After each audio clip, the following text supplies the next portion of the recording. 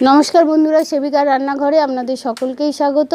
आज के आमी आपनादेरके एकटा पुरोनो दिनेर रेसिपि शेयर करब। आपनारा पुरो भिडियोटाई देखबेन और आमार भिडियो यदि आपनादेर भालो लागे अवश्यई चैनलटी सबस्क्राइब करबेन एबं प्रचुर प्रचुर भावे शेयर करे देबेन। देखुन आमी एटा थोड़ नियेछि, এই থোড় দিয়ে আজকে আমি রেসিপিটা করব ছানা থোড়ের কালিয়া।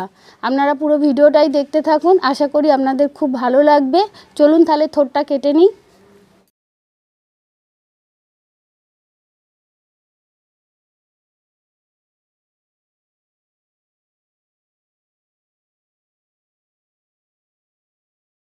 আমি এইভাবে আলু ভাজার মতন কেটে নিয়ে সরু সরু করে কেটে নেব।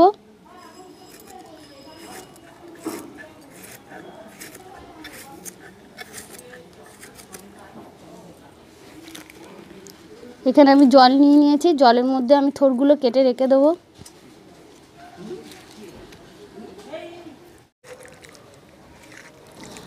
আমি ভালো করে থোড়টা পুরো কেটে নিয়েছি, জল থেকে তুলে একটু জলটা ঝরিয়ে নেব।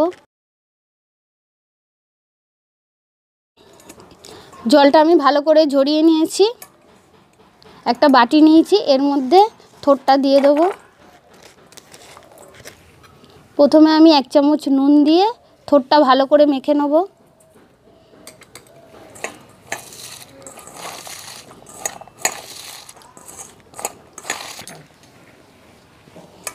আমি ভালো করে এটা মাখিয়ে নিয়েছি। এবার একটা একটা করে আমি সব জিনিসগুলো দিয়ে নেব। এখানে আমি ছানা নিয়েছি, ভালো করে জল ঝরিয়ে নিয়েছি। প্রথমে আমি 2 চামচ দেব।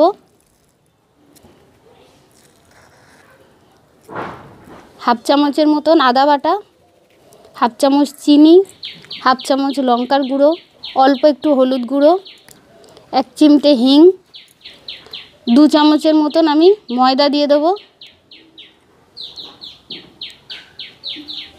1 চামচের মতন ঘি দেব। এবার আমি মশলাগুলো ভালো করে মেখে নেব। এখানে আমার সব মশলাগুলো মাখা হয়ে গেছে। এর মধ্যে আমি 1 চামচ লঙ্কা বাটা দেব। এটা কাঁচা লঙ্কা বাটা 1 চামচ দিলাম।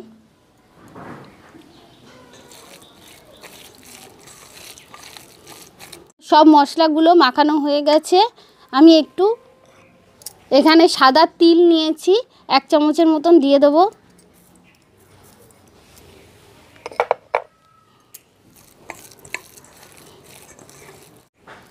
থোড়টা আমার ভালো করে মশলা দিয়ে মাখানো হয়ে গেছে। এবার আমি একটু চাপা দিয়ে নেব। উনুনটা ধরিয়ে এবার কড়াইয়ে তেলটা বসিয়ে দেব। আমি উনুনটা ধরিয়ে কড়াটা বসিয়ে দিয়েছি। এর মধ্যে আমি সাদা তেল দিয়ে দেব। তেলটা গরম হয়ে গেছে। এবার আমি এটা গোল গোল করে তেলের মধ্যে ভেজে নেব।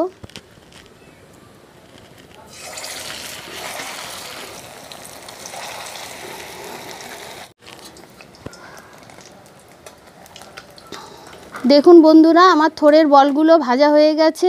আমি লাল লাল করে ভেজে নিয়েছি। এবার তুলে নেব।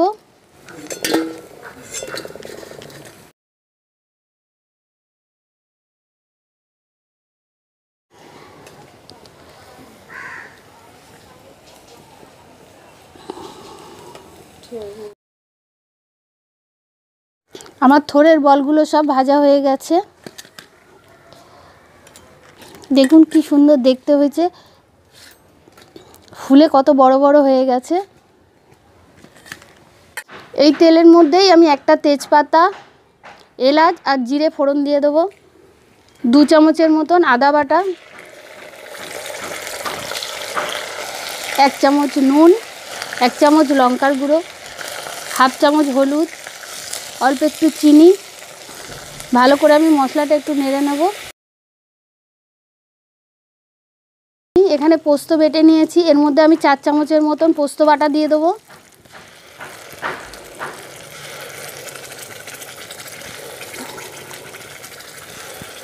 দু চামচের মতন কাঁচা লঙ্কা বাটা। আবারও আমি একটু মশলাটা নেড়ে নেব। মশলাটা ভালো করে কষা হয়ে গেছে। এখানে আমি যেটাই পোস্ত বেটেছিলাম পোস্তর জলটা আমি মশলার মধ্যে দিয়ে দেবো।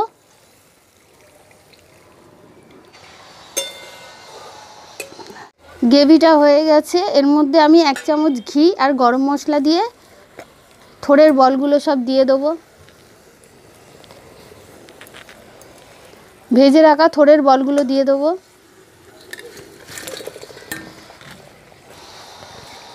দু থেকে 3 মিনিটের মতন একটু ফুটিয়ে নিয়েছি। এবার নামিয়ে নেব।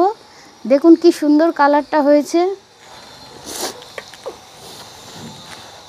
দেখুন বন্ধুরা, থোড়ের ছানার কালিয়া তৈরি হয়ে গেছে। গরম গরম ভাতে খেতে খুব সুন্দর লাগবে। আর নিরামিষ দিনে এরকম একটা রেসিপি আপনারা বাড়িতে অবশ্যই বানাবেন। আমাকে কমেন্ট করে জানাবেন এই রেসিপিটা আপনাদের কেমন লাগলো। সবাই ভালো থাকবেন, সুস্থ থাকবেন। ধন্যবাদ।